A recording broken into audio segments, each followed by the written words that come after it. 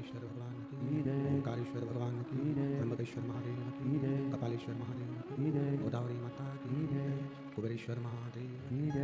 हर हर महादेव, हर हर महादेव, हर हर महादेव हर। काशी विश्वनाथ, गोवर्धनी त्रिकालदर्शी कैलाशी अविनाशी भगवान शिव, जिनकी पुण्य पावन शिव महापुराण की कथा संपूर्ण विश्व के कल्याण हेतु बाबा देवादिदेव महादेव की कृपा से, भगवान शिव की उदारता से श्रवण करने का सौभाग्य प्राप्त हुआ है। आप और हमको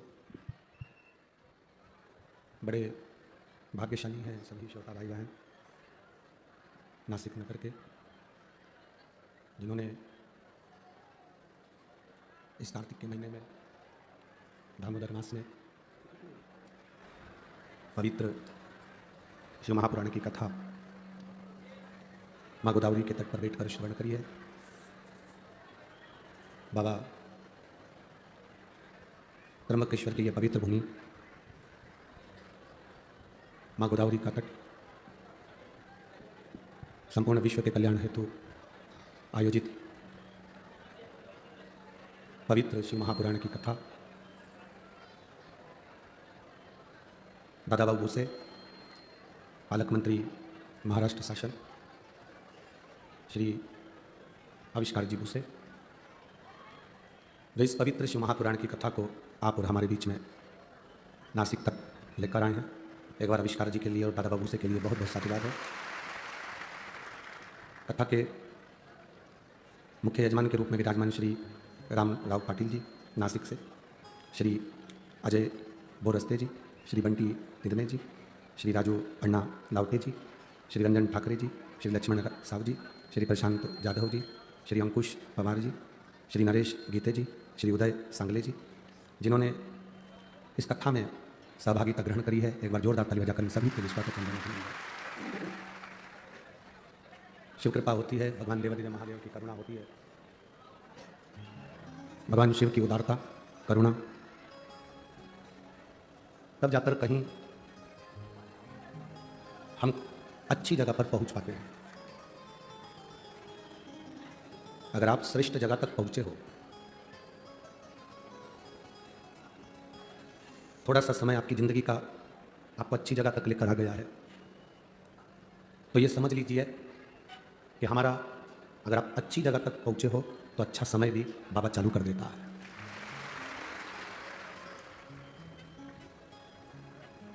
बेकार जगह कहीं जा रहे होगे तो कोई तुमको रोकने वाला नहीं होगा, पाप कर रहे होगे तो कोई तुम्हें रोकने वाला नहीं होगा, कोई नहीं रोकेगा तुम्हें।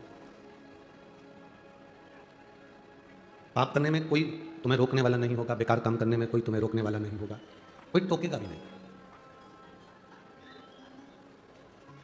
पर जब आप अच्छा कार्य करने के लिए आतुर होते हैं, अच्छे मार्ग की ओर जाने का प्रयास करते हैं, तब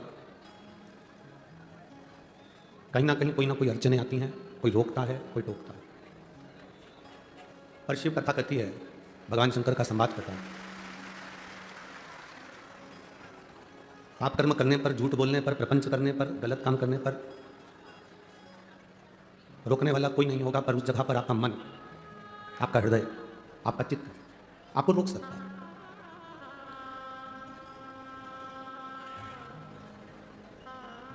एक बहन ने पत्र लिखा, उस पत्र में उस बहन ने लिखा कि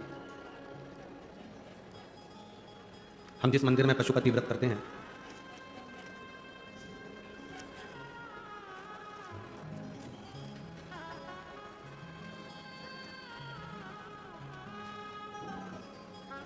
सविता पीताम्बर महाजन, पत्रकार, सावरकर नगर, गंगापुर रोड, नासिक, आप ही ने लिखा। बहुत बहुत साधुवाद है, आपने जो हिम्मत करी इस पत्र को लिखने की, उसके लिए आपको साधुवाद। गुरुजी, मेरे 3 पशुपति व्रत एक मंदिर में हो गए हैं, पर लोग जब वहाँ पर पशुपति व्रत करने के लिए आने लगे तो उन्होंने इस मंदिर में ताला लगा दिया। आज 3 महीने होने जा रहे हैं, मंदिर में ऐसा ताला लगाया कि ना तो किसी को पानी चढ़ाने देते हैं, ना फूल चढ़ाने देते हैं, और बाबा भी मंदिर में 2-3 महीने से ताले में बंद हैं। कोई उनको जल भी नहीं चढ़ा सकता, ना कोई जा सकता। अब आप बताएं 5 व्रत एक ही जगह पर करना है तो फिर मैं कैसे करूं? इन व्रत को फिर मैं कैसे कर सकता हूं? शिव महापुराण की कथा कहती है, पीछे आवाज बढ़ाओ, लोगों परेशान हो रहे हैं, सबसे पीछे ग्राउंडों में, पीछे के ग्राउंडों की सबकी आवाज बढ़ाओ। पशुपति व्रत अब मैं करूं तो कैसे करूं? बैठो बेटा, पहले तो हम इतना सा जरूर कहेंगे सभी मंदिर के पुजारियों को, पंडितों को, या मंदिर के ट्रस्टियों को, या मंदिर को चलाने वाले संचालकों को, शिव महापुराण के पहले ऐसे कितने शिव मंदिर थे जिन मंदिरों के अंदर कुत्ते बैठे रहते थे, कोई जाना पसंद नहीं करता था। गोबर पड़ा रहता था, जाले लगे रहते थे, सफाई नहीं होती थी, झाड़ू नहीं लगती थी, वैसा कि वैसे ही पड़ा रहता था। हमारा तो केवल सनातन धर्म के इन रक्षकों से केवल हाथ जोड़ के निवेदन है, अगर आज बेटा बेटी, घर की बहुएं, घर के पुरुष शंकर के मंदिर तक आ रहे हैं तो आपको खुश होना चाहिए कि हमारा सनातन धर्म जाग रहा है। अगर आज इन बच्चों के हृदय पर कुठार पड़ेगा, आज इन बच्चों के मन पर अगर ये कुठार रहेगा तो ये मंदिर तक जाना छोड़ देंगे। दुनिया तो चाहती यही है कि ये मंदिर तक ना जाएं, धर्म चेंज कर लें, सनातन धर्म को बदल कर हमारे धर्म में आ जाएं और मोमबत्ती पकड़ लें और आना हमारे यहाँ चालू कर दें और ये सनातन धर्म नष्ट हो। ये तो चाहते ही है। पर शिव महापुराण की कथा एक बड़ी सुंदर बात कहती है कि अगर शिव के मंदिर तक लोग आ रहे हैं, एक लोटा जल समर्पित कर रहे हैं, तो आपको मंदिर के दरवाजे खोलना चाहिए, जिससे भक्त से भगवान है, भक्त से भगवान होता है। एक लाइन आप लोग हमें गुनगुनाते रहे हैं पहले से कि भगत के वश में भगवान, भगत के वश में भगवान, भगत बिना ये कुछ भी नहीं।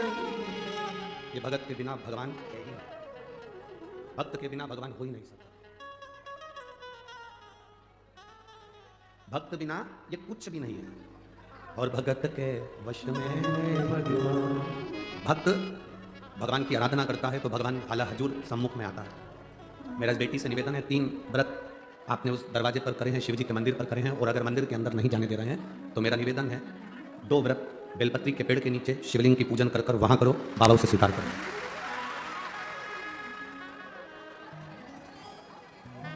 तुझ में रब बसता है यारा में, क्या करूं, सब जगह पर वही है। बेलपत्री के पेड़ के नीचे शिवलिंग नहीं भी बना सकते तो बेलपत्री के पेड़ के नीचे जो कंकर मिल जाए, जो मिट्टी मिल जाए, जो जड़ मिल जाए, बेलपत्री का जो पेड़ है उसी की पूजन शिव मानकर कर लो। उसके सामने दिया लगा दो, प्रसाद के 2 हिस्से वहां छोड़ दो, टेंशन लेने की जरूरत नहीं है। बाबा बाबा है।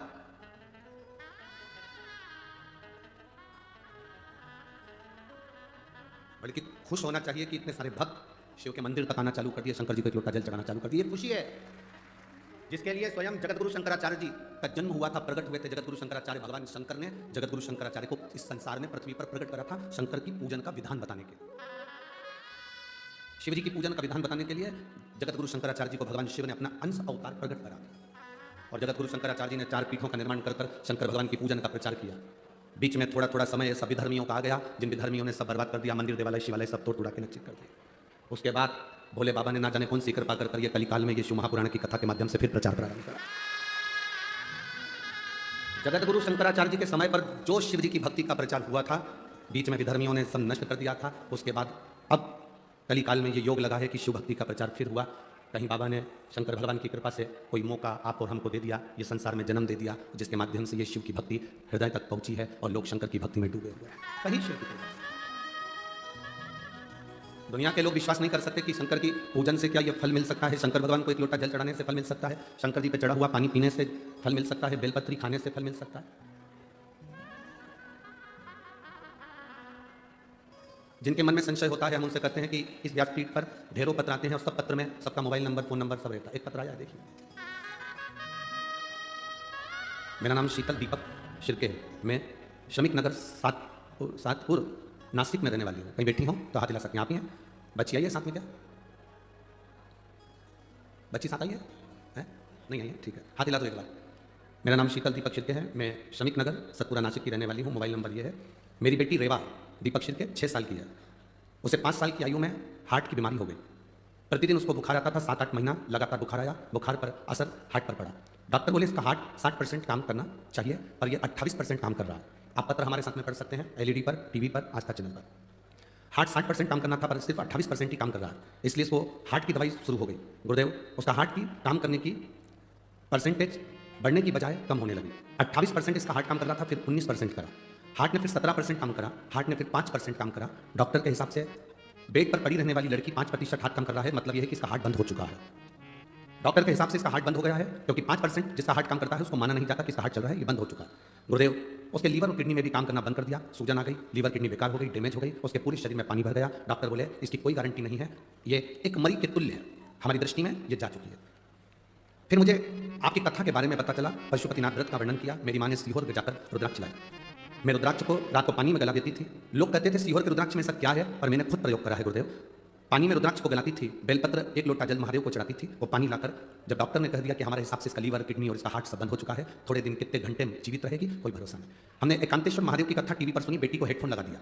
एकांतेश्वर महादेव की कथा जो आपने करी थी हमने सुनना प्रारंभ करी, हेडफोन लगाकर बेटी को सुनाया। बाबा की कृपा का मैं क्या गुणगान करूं गुरुदेव, जो 5% हार्ट काम कर रहा था, लीवर किडनी जो काम करना बंद कर दी थी, बाबा की कृपा से अब वो 25% से ऊपर काम कर रहा है और मेरी बेटी अब ठीक है, आराम है। बाबू हाथ हिला दो एक बार वापिस, ठीक है। श्री शिवाय नमस्तुभ्यम। बेटी ये शिव है ओ घड़ी। आपका विश्वास, दुनिया भले हंसती हो, दुनिया भले टोकती हो, दुनिया भले अपशब्द कहती हो, मेरा बेटी से निवेदन है। उस बेटी ने अपने पत्र में लिखा कि मेरा बड़ा मन दुखता है, मंदिर में भोलेनाथ ताला लगा देते हैं और 2 महीने से उनका ताला नहीं खोला, केवल हमारे पशुपति व्रत करने से रोकने के चक्कर। आप क्यों चिंता करते हैं? अरे मत बुरे कर्म कर बंदे वरना पछताएगा, भगवान की आंखों से तू बच नहीं पाएगा, तू बच नहीं पाएगा। अरे ओ अज्ञानी मत कर नादानी, तेरे कर्म का फल भी तू ही पाएगा, जैसा किया तूने तेरे आगे आएगा। मत बुरे कर्म कर्म कर बंदे वरना पछताएगा, भगवान की आंखों से तू बच नहीं पाएगा, तू बच नहीं पाएगा। मेरा निवेदन है मेरी बेटी से चिंता नहीं करना। हमारे मध्य प्रदेश में एक मंदिर के शंकर जी को पशुपति व्रत कोई ना करे तो कांच में जड़ दिया था, चारों तरफ कांच लगा दिया था। बाद में पुजारी जी आईसीयू में पड़े रहे, उनको वेंटिलेटर पर पटक दिया। जब मेरे उनकी पत्नी रोई, हाथ जोड़े, तब कांच को हथौड़ी से फोड़ा गया, शिव रिहा हुए, तब पंडित की ऑक्सीजन वापिस सामने आई। तुम क्यों टेंशन लेते हो? शंभू कहते हैं उसको, वो कैलाश में रहता है, खुले आसमान में रहता है। जब कभी आपको मंदिर में अगर जल चढ़ाने ना दिया जाए तो बेलपत्री के पेड़ के नीचे जाके जल चढ़ाना, मेरा शंकर उसको स्वीकार कर लेगा, मेरा शिव उसको स्वीकार कर लेगा। दुख नहीं करना, कभी भी टेंशन नहीं लेना, अपने मुंह से अपशब्द नहीं करना, ताने नहीं देना, गाली नहीं देना, आड़ा टेढ़ा नहीं कहना। ये समझना बाबा तुम्हारी परीक्षा ले रहा है। और हमने पहले भी कहा, रेस के घोड़े को नहीं मालूम पड़ता कि मैं रेस में खड़ा हूं, उसका मालिक उसको मारता है, पिन चुप होता है, वो भागता है। दुनिया के लोग जितना तुम्हें कष्ट देंगे, समझ लेना कि भोलेनाथ तुम्हें रेस का घोड़ा बना के आगे निकालना चाहता है। तुम टेंशन क्यों लेते हो? आग लगे बस्ती में, अपन रहो मस्ती में, क्या किसको रोइए, चादर तान के सोइए। किसी से मुंह नहीं मिलाना अपने को, किसी को अपशब्द नहीं कहना, किसी को आड़ा टेढ़ा नहीं कहना। वो रास्ता अगर बंद हो गया, बाबा हो सकता है तुम्हें दूसरे रास्ते पर ले जाना चाहता है और उस रास्ते से मंजिल तक पहुंचाना चाहता है। ये उसकी मर्जी होगी, ये उसकी कृपा होगी।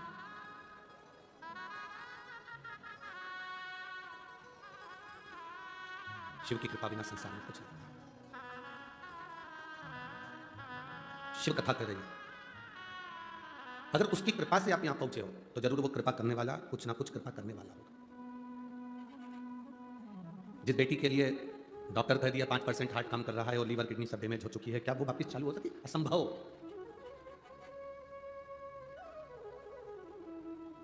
शिव के पास जाने पर हमारी भीतर की ऊर्जा प्रबल होती है। हमने एक बात बहुत पहले कही, अगर शंकर जी के शिवलिंग का तुम स्पर्श नहीं कर सकते, जा नहीं सकते, अंदर गर्भगृह में प्रवेश नहीं कर सकते, कोई बात नहीं, उसकी चौखट तक चले जाओ, नंदी तक चले जाओ, दरवाजे तक चले जाओ, वहां तक भी नहीं जा सकते, उसके शिखर का दर्शन कर लो, वो भी नहीं कर सकते। उसके दरवाजे से जब निकल कर गाड़ी लेकर जाओ तो उसकी ओर देखकर थोड़ा सा मुस्कुरा कर चले जाओ, तो भी वो कृपा कर देता है, तो भी वो करना कर देता है। तुम्हारे मुस्कुराने से कई लोगों को टेंशन हो जाता है। एक व्यक्ति को बड़ा दुख हो और वो मुस्कुरा कर चले तो पड़ोसियों की नींद उड़ जाती है, कितना कर्जे में लगा लूं है। बच्चों की शादी नहीं हो रही, टेंशन है। संतान पैदा नहीं हो रही, टेंशन है। कई साल शादी के निकल गए, चिंता है। कई लोगों को तुम्हें देखकर और इसके बाद भी तुम्हारे चेहरे पर अगर प्रसन्नता है ना, तो पड़ोसियों की रोटी खाना छूट जाती है कि इतनी दुख होने के बाद भी इतना प्रसन्न कैसे है, इसके चेहरे पर प्रसन्नता कैसे। उसी तरह जैसे पड़ोसियों की नींद उड़ती है तुम्हारी प्रसन्नता से, देवादिदेव महादेव की धर्मपत्नी माता पार्वती की नींद उड़ जाती है जब तुम शंकर जी के मंदिर के सामने से निकलते हो और मुस्कुराकर श्री शिवाय नमस्तुभ्यम कहते हुए निकल जाते हो, तो पार्वती जी भी चिंता में पड़ जाती है और शंकर जी से कहती बहुत दुखी है वो, इतनी दुखी है, ना काम धंधा चल रहा है, ना नौकरी है, ना सर्विस है, खाने तक के लाले हैं, तुम्हारे दरवाजे से निकल कर जाती है तो मुस्कुरा कर जाती है। वो जाता है दुकान पर तो मुस्कुरा कर जाता है, उसकी दुकान नहीं चलती तो भी मुस्कुरा कर जाता है। शंकर भगवान कहते हैं क्या चाहती है पार्वती? पार्वती जी कहती हैं इतना दुख होने पर भी जो मुस्कुराना जानता है, बस आशीर्वाद दे दो कि जिंदगी में उसके चेहरे पर मुस्कुराहट आ जाए, उसका दुख समाप्त हो। हमारे यहाँ तो रोने का क्रम है ही नहीं। कौशल्या जी के गर्भ से भगवान राम जी का प्राकट्य हुआ, कौशल्या जी ने राम जी को रुलाया, राम जी ने पूछा क्यों रुला रही हो? आज जन्म पर रोए हो तो मरण तक रोना पड़ेगा। रुलाने के लिए तो पूरी जिंदगी है, मुस्कुराने के लिए ये शिव महापुराण की कथा और शंकर भगवान का भजन है। मुस्कुराओ, जितनी प्रसन्नता तुम्हारे जीवन में उसको आनंद में जी। बहू ने कुछ कह दिया रोने बैठ गए, सास ने कुछ कह दिया रोने बैठ गए, भाई ने कुछ कह दिया रोने बैठ गए, कोई पैसा खाकर चले गया रोने बैठ गए। खा गया ना, पैसा चले गया ना, अब वापिस नहीं आ रहा ना, तो रोने से कौन सा मतलब है? ये समझो पूर्व समय में तुमने उसका कुछ ले लिया होगा तो इस जन्म में वो तुम्हारे करीब में आकर तुम्हारा धन लेकर चला गया, उसका हिसाब उसने पूरा कर लिया। ये मानकर अपनी मेहनत फिर करो, फिर संघर्ष करो, फिर मेहनत करो, फिर चार चांद। हमारे कलकत्ता के एक जजमान, उनके घर में चोरी हो गई और उनका बहुत सारा व्यापार था सोने चांदी का, और उनका बहुत सारा सोना चांदी दुकान का चोर लेकर चले गए, पूरी दुकान खाली कर गए। खूब रोए, खूब रोए, दोनों पति पत्नी खूब रोए। फोन लगाया, गुरुजी ऐसी ऐसी बात है, आशीष ने हमारी बात कराई, हमने उनसे कहा काहे को टेंशन लेना, हो सकता है पूर्व में तुम्हारा कोई लेन देन होगा, आज मिट गए। अरे गुरुजी 1.5-2 करोड़ का माल चले गए। हमने कहा कोई बात नहीं, पैदा हुए थे जब लेकर आए थे क्या 1.5-2 करोड़ का माल? नहीं लाए थे ना, मेहनत करी ना तुमने, 1.5-2 करोड़ रुपए की दौलत बनाई ना तुमने, दुकान सजाई ना तुमने, दुकान खरीदी ना तुमने, व्यापार किया ना तुमने, कोई दूसरे ने तो नहीं कर दिया, तुमने खुद मेहनत कर कर ये 1.5-2 करोड़ का शान सत्ता जमाई थी, चले गई, कोई बात नहीं, फिर मेहनत करना। अब की 2 करोड़ की थी, अब 8 करोड़ की वो देगा, तो मेहनत कर। किस बात के लिए रो रहे हैं? अब सौंप दिया इस जीवन का सब भार तुम्हारे हाथों में, हे हार तुम्हारे हाथों में, हे जीत तुम्हारे हाथों में। कोई बात नहीं, दे दिया ना, कोई बात नहीं, टेंशन नहीं होना, प्रसन्न होकर जी।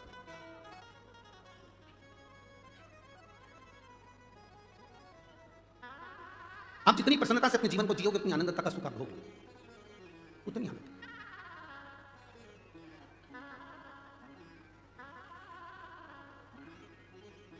अब शिव कथा करें। अंजना माता के गर्भ से संतान का सुख नहीं था। गौतम बाबा के पास जाकर उन्होंने निवेदन करा, पिताजी मेरे को संतान का सुख है। बाबा ने कहा केवल एक काम कर, पार्थिव शिवलिंग का निर्माण कर और पूजन कर, पार्थिव का पूजन। मेरी जीजियों, मेरे नासिक के जीजाओं और मेरी बेटियां, बहनें, भाई, मेरे बेटाओं, तुम्हें लग रहा है अपनी जिंदगी में कि दुख मिट नहीं रहा, थोड़ा प्रयास, संघर्ष करना, कर्म करना, मेहनत करना। ऐसी वैसी जगह पर मत चले जाना कि कोई तुम्हारे ऊपर छड़ी घुमाकर नीचे से सोने के हंडे निकाल दे। बहुत मुश्किल है सोने के हंडे निकलना, मेहनत करोगे तो सोने के क्या हीरे के अंडे निकल जाएंगे, उसमें क्या दिखा। इधर उधर नहीं पढ़ना अपना, फालतू प्रपंच में नहीं पढ़ना। हमारा शास्त्र कहता है जब दुख की घड़ी में माता अंजना, श्री हनुमान जी महाराज की माता, माता अंजना, जिनके घर में संतान का सुख नहीं हुआ, बहुत अवस्था माता अंजना की निकलती चली गई, औलाद नहीं हुई, तब माता अंजना भी अपने पिता के पास जाकर बैठी और पिता ने कहा तू चिंता मत कर, पार्थिव शिवलिंग का निर्माण कर। जब तुम्हारे जीवन में कष्ट आए, धन नहीं आ रहा, व्यापार नहीं बढ़ रहा, तकलीफ आ रही, पार्थिव शिवलिंग का निर्माण करो। मेरे राम जी अयोध्या से चले लंका तक, बीच में उन्होंने पार्थिव शिवलिंग का जहां जहां रुकते थे वहां पार्थिव शिवलिंग का निर्माण करते थे, क्योंकि उनकी जिंदगी में उनको मालूम था कि दुख बहुत है, 14 वर्ष का वनवास मुझे झेल दिया गया है और 14 वर्ष का वनवास मुझे झेलना है, दुख बहुत है। इसलिए उन्होंने भगवान शंकर की पूजन करी। भगवान कृष्ण ने एक बार भी पांडवों से ये नहीं कहा कि तुम इस देवता की पूजन करो कि उस देवता की पूजन करो। पांडवों से कहा गया तुम शंकर जी की पूजन करो। जितने भी पांडव कालीन मंदिर मिलेंगे शंकर जी के मिलेंगे। पांडवों ने जो मंदिर का निर्माण करा वो शंकर जी का करा। भीम ने मंदिर बनाया, युधिष्ठिर ने मंदिर बनाया, अर्जुन ने मंदिर बनाया, नकुल सहदेव ने मंदिर बनाया, सब शिव के मंदिर। पांडव शंकर जी का अनुमोदन करते थे तो पांडवों को भी वो सुख प्राप्त हुआ, वो सुख मिला पांडवों को। शिव भक्ति का जो सुख है खाली नहीं गया। राम जी ने पूजन करी, भगवान कृष्ण ने पूजन करी। दुख की घड़ी में पार्थिव लिंग का निर्माण करो। अब जरूरी नहीं कि तुम वो पार्थिव लिंग बनाने के लिए मिट्टी लाओगे, अपने घर में जो गमला लगाओ, अपने घर में जो गमला हो, भले वो काय का भी गमला हो, उस गमले में जो मिट्टी है उसी को वहां पर इकट्ठी कर लो और इकट्ठी कर एक शिवलिंग बना लो और शिवलिंग बनाकर उसकी पूजन कर लो। अब किसी ने पूछा गुरुजी क्या केवल शिवलिंग बना लेंगे, नीचे जलाधारी नहीं बनाएंगे गमले में, चलेगा? क्यों नहीं चलेगा? शिव महापुराण में कहा गया केवल शिवलिंग अकेला बनता है तो उसको मणिलिंग कहा जाता है, उसकी पूजन का प्रमाण भी हमारे शास्त्रों में। आप तो मिट्टी के ढेरे को ऊंचा करो, गमले के अंदर मिट्टी भरी है, उसको वहीं पर पेड़ पौधा लगा है बगीचे में, वहीं पर मिट्टी के ढेरे को ऊंचा करो, उसकी पूजन करके जल विसर्जन करके बाद में उसको जल डालकर वहीं ठंडा कर दो, वहीं विसर्जन कर दो। कौन मना? तुम्हें लगे कि अब मैं बहुत हार चुकी हूं, बहुत थक चुकी हूं, एक बार शिवलिंग का निर्माण, पार्थिव लिंग का निर्माण करें, पार्थिव। और मेरी जीजियों और जितने आस्था चैनल पर श्रोता भाई बहन कथा सुन रहे हैं, जितने बेटा बेटी कथा सुन रहे हैं, बहुत जल्दी हमें हार नहीं मानना, बहुत जल्दी हमें हार नहीं मानना, बहुत जल्दी हमें हार मानना। अगर जीवन में दुख है, संघर्ष की जिंदगी जी रहे और कोई रास्ता नजर ना आए तो एक बार कुबेरेश्वर धाम पर आकर 5 कंकर उठाकर उसकी पूजन, जहाँ कंकर शंकर की भूमि है वहाँ बैठकर बाबा से प्रार्थना कर कर उस कंकर शंकर को नमन कर कर एक बार उससे दिल से कहकर आ जाना, बाबा कुबेर भंडारी ऐसा भंडार भरना मैं 3 महीने में वापिस सजाऊँ, ऐसी कृपा कर। ये बैग जो मैं लेकर आया हूँ इसको खोलूंगा नहीं, मैं इसको मैं अब 3 महीने के अंदर वापिस आऊंगा, कभी खोलूंगा बैग भी नहीं खोलूंगा, मैं नहीं खोलूंगा। खाली कहां बेचता है, कहां खाली बेचता है। एक मां लिखती है जिसकी शादी 2012 में हुई, संतान का सुख नहीं था, वो उसको संतान बाबा देती। कोई को 25 वर्ष हो गए, ये पत्र इतने सारे हम लोग बांचेंगे तो बहुत समय हो जाता पत्र को बांचने में। आप जितनी भक्ति करोगे उसका बल बढ़ेगा। हमें भटकना नहीं मार्ग से। दुनिया के लोग तुम्हारे रास्ते को रोक देंगे, तुम्हें टेंशन नहीं लेना है। तुम जल चढ़ाने के लिए जाओगे, अपशब्द कहेंगे, टेंशन नहीं लेना। एक पत्र किसी ने लिखा,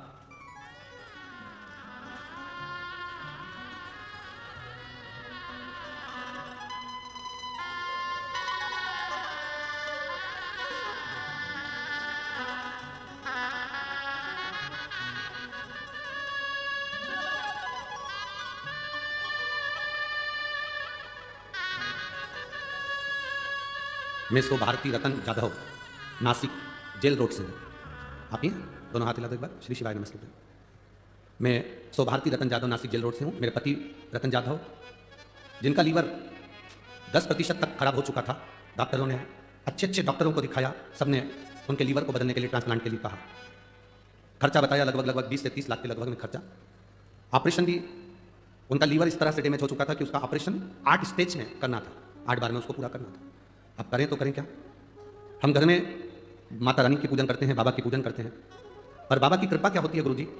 मैंने टीवी पर कथा सुनी, रोज मंदिर जाना चालू करा, एक बेलपत्र चढ़ाती, बाबा से मांगकर औषधि के रूप में लेकर आती और अपने पति को दे देती। मैं बाबा को आज धन्यवाद देने के लिए बैठी हूँ। हमने दूसरी बार जब वापिस डॉक्टर से जांच कराई 20 दिन के बाद में, तो डॉक्टर ने कह दिया तुम्हारे पति का लीवर किडनी दोनों काम करना प्रारंभ कर दी है, ट्रांसप्लांट की जरूरत नहीं। आज मैं प्रसन्न इसलिए हूँ कि मेरे पति की भी ड्यूटी 5 दिन के लिए भोले बाबा के चरणों में लगी है, इसकी मुझे प्रसन्नता है। बहुत बहुत स्वागत, बैठिए। श्री शिवाय नमस्ते। उसकी मुझे प्रसन्नता है। शिव तत्व में भगवान, अब इसमें कहीं कोई ऐसा विचार हमारी दृष्टि में नहीं आता कि आप कहीं दूसरी जगह कहीं गए हो या किसी से आपने कहा। आपने शिव से कहा, आपने भगवान शंकर से कहा, आपने उघड़दानी से कहा। आप किसी दूसरे से नहीं कह रहे, आप शिव से कह रहे। शिव कौन है? शंकर है कौन? मेरी जितनी जीजियां बैठी हुई हैं, जितनी मेरी बेटियां बैठी हैं, आप शंकर को अपना पिता मानना। जैसे अपने पिता से मायके में जाकर बात करते हो, वैसे शंकर से अपने दिल की बात करते। उसको दिल से रिझाओ। ये तुम्हारा बाबुल है, ये तुम्हारा पिता है, ये तुम्हारा बाप, तुम्हारा पिता, तुम्हारा बाबुल है, ये तुम्हारा भाऊ है। प्रेम से जाकर उससे कहो, सुनेगा। हम उसे भगवान नहीं मान रहे, हम उसको पिता मान रहे हैं। और पिता से दिल की बात कही जा सकती है, पिता से अपने मन की बात हम कह सकते हैं, अपने दिल की बात हम अपने बाबुल से, अपने पिता से कह सकते हैं। अंजना माता ने अपने दिल की बात अपने पिताजी गौतम बाबा से कही। उन्होंने कहा पार्थिव शिवलिंग का निर्माण करो। पार्थिव लिंग का निर्माण कर पूजन करने का फल बहुत है।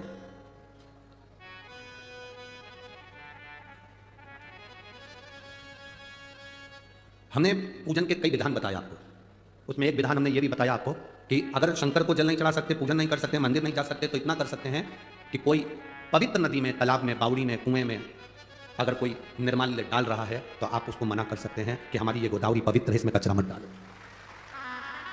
ये भी पूजन है, इसको भी पूजन कहा गया। जल संरक्षण जितना होगा, पानी जितना बचेगा, प्रकृति जितनी बचेगी, जितनी हमारे वृक्ष बचेंगे, उतने हमारे जीवन में हमें आनंद की अनुभूति होगी। ये भी पूजन है, इसको भी पूजन का विधान कहा गया। यहाँ बैठी हुई कई माताओं ने अपने अपने गांव में, यहाँ बैठे हुए कई भाइयों ने अपने अपने गांव में निर्माल्य विसर्जन रथ तैयार करा। मंदिर मंदिर जाकर, घर घर जाकर निर्माल्य की वस्तुएं मांगते हैं कि इसको कुएं में, बावड़ी में, तालाब में, पानी में मत डालो। पानी दूषित होता है, पानी गंदा होता है, पानी में वो सड़ता रहता है, फूल पत्ती पानी में सड़ते रहेंगे, गंदे होते रहेंगे। लोगों ने फूल पत्ती की जगह पॉलीथीन में भर भर कर लोगों ने नदियों में, बावड़ियों में, तालाब में डालना प्रारंभ करा। ये नासिक की धरा पर हमारा बार बार आना नहीं होता। त्र्यंबकेश्वर बाबा की कुछ कृपा हुई होगी, कपालेश्वर बाबा की कृपा हुई होगी, तो आविष्कार जी भू से, दादा बाबू भू से इस कथा को करवा लिया और ये यजमान परिवार सब आनंद से, पाटिल जी हो चाहे अन्य हो, सब विराजमान है। हम आपसे केवल इतना ही मांग कर जाएं इस नासिक की धरा से, आप हमको कुछ दक्षिणा दो मत दो, पर दक्षिणा के रूप में इतना जरूर देना कि हमारी गोदावरी को हम दूषित नहीं होने देंगे, हम गंदा नहीं होने देंगे। हमारी माता गोदावरी को हम दूषित नहीं होने देंगे। जो कचरा, जो निर्माल्य जो पड़े हुए हैं, उसको हम नदी में नहीं जाने देंगे। लोग स्नान करते हैं, शिव जी को जल चढ़ाते हैं, आचमन करते हैं, पूजन करते हैं उस नदी के जल का, उसको भर भर कर अपने साथ में लेकर जाते हैं, और वो नदी का जल अगर दूषित होता हमें कितना पाप लगेगा। ये शिव उपासना है, नदी तालाब बावड़ी को बचाना। कोई बेलपत्री के पेड़ में से पूरी की पूरी डालियां तोड़ रहा है, तुम उसको रोकें, तुम दोष कर रहे हो। किसी वृक्ष की डालियां नहीं नोचना चाहिए, पत्ती तोड़ लो, फूल तोड़ लो, और पेड़ पौधा नाश नहीं करो। ये पूजा है। तुम निर्माल्य विसर्जन का रथ नासिक वाले नहीं चला सकते, तो एक नियम बनाओ, गोदावरी के तट पर, घाट पर हफ्ते में एक दिन जाएंगे और गोदावरी के घाट पर जितना कचरा पड़ा होगा, जितना भी निर्माल्य सामग्री पड़ी होगी, जितनी पॉलिथीन पड़ी होगी, चप्पल पड़ी हो, कपड़े पड़े हो, सब उठाकर हम ले जाकर एक साइड डाल दें। हम अपनी पवित्र नदी को पवित्र बनाकर रखें, हम अपनी शुद्ध नदी को शुद्ध बनाकर रखें, उसकी एक सुख का, आनंद का हमारे पास। ये शिव भक्ति है, इसको भी शंकर की आराधना करते हैं, इसको भी शंकर की पूजन करते हैं। सीहोर कुबेरेश्वर धाम पर कोई आता है रुद्राक्ष लेने के लिए, कुबेरेश्वर धाम के प्रांगण के अंदर आता है, अगर वो कोई कहीं पान खाकर अगर थूक भी देता है तो हम उसे एक ही बात कहते हैं कि देखिए आप थूक जरूर रहे हो, पर हमने एक बात हमेशा कही कि इस कुबेरेश्वर धाम की पवित्र भूमि पर कंकर शंकर है, इसलिए आप अंदर प्रवेश करना तो गुटखा ना खाना, आप अंदर प्रवेश करना तो गंदगी मत करना, क्योंकि यहाँ का कंकर कंकर शंकर है, उसकी पूजन दुनिया कर जाती है, उसकी पूजन दुनिया कर जाती है। आप आराधना में जितने, आप भाव तो जोड़ो, दिल तो जोड़ो। आप मंदिर तक तो गए, परंतु मंदिर में जाने के बाद आपके मन में आ गया कि पत्थर का शिवलिंग है, पत्थर की मूर्ति है, कंकर है, मिट्टी है, ना ना ना ना, उसमें आप अपने भाव को व्यक्त करिए, वो मिलेगा। एक पत्र हमारे पास में भेजा था, यहाँ पर कोई एक माँ लगभग 48 वर्ष की कोई महिला आई हुई है, कोई 48 वर्ष या कितने वर्ष की हमें स्मरण में नहीं है। धूलिया में उसने कोई मन्नत मांगी थी, भगवान से प्रार्थना करी थी, और धूलिया की कथा में बैठकर उसने प्रार्थना करी थी, अगर मेरी मन्नत पूरी हो जाएगी तो जहाँ कथा होगी वहाँ पैदल जाऊंगी। तो कथा नासिक में थी, तो यहाँ तक वो पैदल आई है। कहीं बैठी हो तो, कहीं बैठी हो तो हाथ हिला सकती है। आप ही हैं, आ जाओ दोनों जल्दी, आ जाओ। तो झंडा वंडा लाए हो आप लोग, अपना बोल लिया, आ जाओ आ जाओ आ जाओ। नासिक धूलिया से पैदल आई, केवल कथा के पंडाल में बैठकर जो मांगा था बाबा ने वो पूर्ण कर दिया। तो उसने अभी मौका पाकर उसने कहा 200 किलोमीटर दूर है, पैदल पैदल चलकर शिव तत्व की प्राप्ति। क्या देगा वो उसके ऊपर निर्भर करता है, कैसे देगा वो उसके ऊपर निर्भर करता है, वो उसके ऊपर निर्भर करता है। भारत खाली ना जाता कोई दर से तुम्हारे, खाली ना जाता कोई दर से तुम्हारे, मैं भी खड़ा हूँ बाह बसाए, मैं भी खड़ा हूँ बाह बसाए, अपने हृदय से लगा लो गिरा जा रहा हो, उठा लो भोले अपने डर से अब तो न टालो, गिरी जा रहे हो, उठा लो। शिव कथा कर, भगवान शंकर की कथा वर्णन कर। अंजना माता के गर्भ से संतान नहीं थी, गौतम बाबा ने पार्थिव लिंग की निर्माण पूजन का वर्णन किया, पूजन करी। राजा केसरी ने पूछ लिया अंजना से, क्या कर रही हो तुम लोग? संतान के लिए शिवलिंग का पूजन है, पार्थिव लिंग का पूजन। संतान के लिए? हाँ। पार्थिव लिंग का पूजन? हाँ। पहले कैसरी अंजना के साथ में, माता अंजना जी के साथ में बैठकर शिवलिंग का पूजन नहीं कर रहे थे। कैसरी बाबा पहले माता अंजना जी के साथ में बैठकर शिवलिंग का पूजन नहीं कर रहे थे। पर जब माता अंजना के पूजन को देखा कैसरी बाबा ने, जब माता अंजना के पूजन को कैसरी बाबा ने जब देखा, तो माता अंजना के पूजन को देखकर कैसरी बाबा ने विचार कर लिया कि अब मैं भी अंजना माता के साथ में बैठकर शिव की आराधना करूंगा, शिवलिंग की पूजन करूंगा। मैं भी अंजना माता के साथ में बैठकर शंकर की आराधना करूंगा, शिवलिंग की पूजन करूंगा। लग गए। अब माता अंजना भी शंकर के पार्थिव लिंग का निर्माण करी है, केसरी बाबा उनके नजदीक में बैठकर शंकर भगवान के शिवलिंग का पूजन कर रहे हैं। केसरी बाबा शिवलिंग का पूजन अर्चना कर रहे हैं, आराधना कर रहे हैं। दोनों ने मिलकर भगवान शंकर की पूजन करी। सावन के महीने की जब शिवरात्रि आती है, श्रावण के महीने की शिवरात्रि के दिन टीवी चैनल के माध्यम से, आस्था चैनल के माध्यम से, मोबाइल फेसबुक के माध्यम से पूरे भारत में आप और हम सब मिलकर शिवलिंग की पूजन करते हैं, पार्थिव लिंग का निर्माण करते हो ना आप लोग। साल भर में एक दिन ऐसा होता है जिस दिन पूरा भारत घर घर में शिवलिंग का निर्माण करते हैं, और घर घर में शिवलिंग का निर्माण कर ऑनलाइन भगवान शंकर का अभिषेक पूजन कर अपने जीवन को धन्य बनाते हैं। उस शिवलिंग पूजन का क्या फल होता है, उस शिवलिंग के पूजन का क्या आनंद होता है, ये वही जान सकते हैं जिसने निर्माण करा है, जिसने पूजन करा।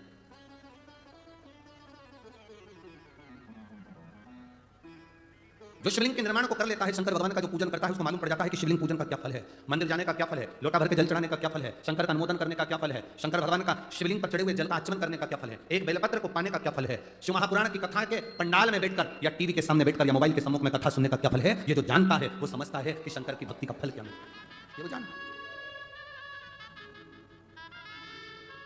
शिव भक्ति के फल। माता अंजना शिवलिंग की आराधना करते, केसरी बाबा साथ में बैठकर भगवान शंकर के शिवलिंग की आराधना करते, पूजन। अब स्वयं आराधना करते करते करते करते समय बीत गया। आप और हम थक जाते हैं, हमें लगता है 1 महीना हमने जल चढ़ा लिया, बहुत चढ़ा लिया, 2 महीना हमने जल चढ़ा लिया, बहुत चढ़ा लिया, 3 महीना हमने भगवान का जल चढ़ा लिया, बहुत चढ़ा लिया, एक बार कथा सुन ली, बहुत सुन ली, 2 बार कथा सुन ली, बहुत सुन ली, 3 बार कथा सुन ली, बहुत सुन ली। ध्यान देना, उदर की तृप्ति भोजन से, पेट भरने के लिए रोज भोजन करना जरूरी है और आत्मा की तृप्ति के लिए रोज कथा सुनना जरूरी है। प्रतिदिन सुनो, प्रतिदिन प्रतिदिन श्रवण करो।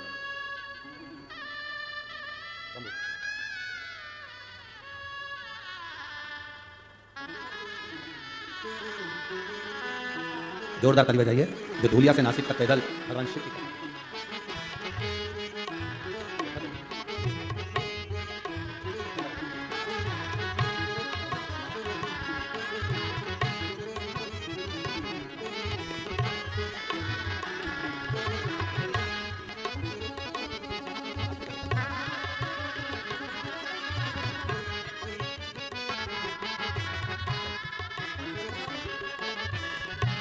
अनिता देवरे, तो श्री समाधान कांकुड़ी, श्री गोपाल देवरे जी, ये सभी लोग पैदल यहाँ तक बाबा के धाम तक पहुँचे।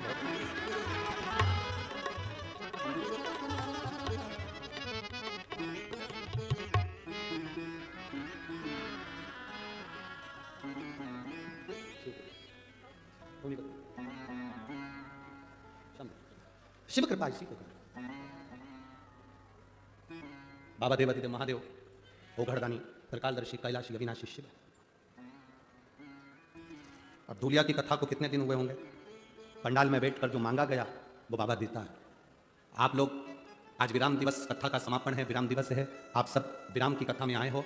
हमने पहले भी कहा, मेहमान जब जाते हैं घर के बच्चों को 150 रुपये देकर जाते हैं और शिव महापुराण जिस दिन विराम होती है वो अपना भंडार लुटा कर जाती है। जो बटोरने वाले हैं वो बटोर देते हैं। मेहमान जाते समय कुछ देकर जाते हैं, उसी तरह मेरा बाबा भी विराम के दिन में कुछ ना कुछ ऐसा देकर जाता है जो जीवन की सार्थकता सिद्ध हो जाए।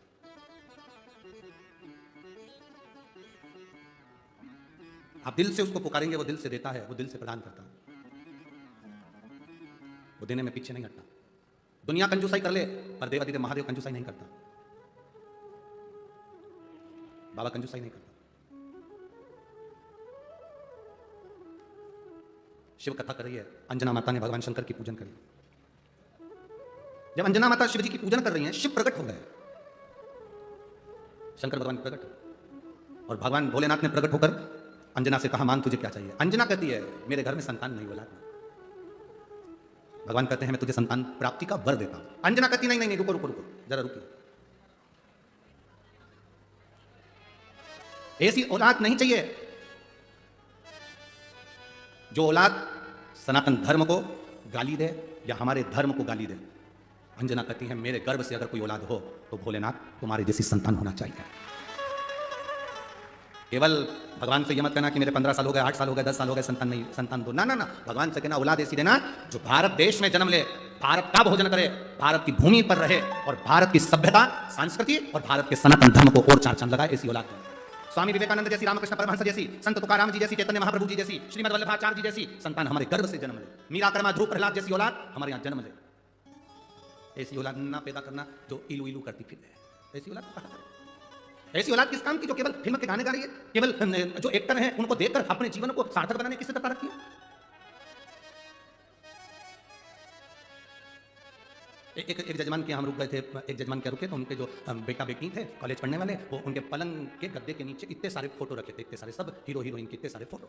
अब उनके माता पिता हमको घर दिखाने लगे, गुरुजी ये बेटी का कक्ष है, ये बेटे का कक्ष है, ये इसका कक्ष है, उसका कक्ष है, वो ऐसे ऐसे उसके पलंग के सिराने पर, टेबल पर इतने फोटो रखे। तो हमने पूछा ये क्या रखा है, तो हम समझे कि कोई किताब मिताब बच्चे पढ़ते होंगे वो होगी। तो उन्होंने जो दिखाया तो ऐसी एल्बम जैसी थी, ऐसी पूरी गड्डी थी एल्बम की, उसमें फोटो ही फोटो लगे। हमको लगा इनके घर के लोगों के फोटो होंगे, हमने कहा जरा दिखाना। उन्होंने दिखाया, दिखाते से हमने देखा तो सारी हीरोइन के फोटो, सारे हीरो के फोटो उस एल्बम में लगे हुए थे। हमने बेटी को पूछा कि बेटा तुमने ये फोटो अपने पास में क्यों रख रखे हैं। गुरुजी सुबह उठती हूं ना तो सबसे पहले मैं आंख खोलकर एक एक का चेहरा देखकर जानना चाहती हूं कि मेरे लिए कौन गुड है, मेरे लिए कौन लकी है, फिर मैं उसका चेहरा रोज देखूंगा।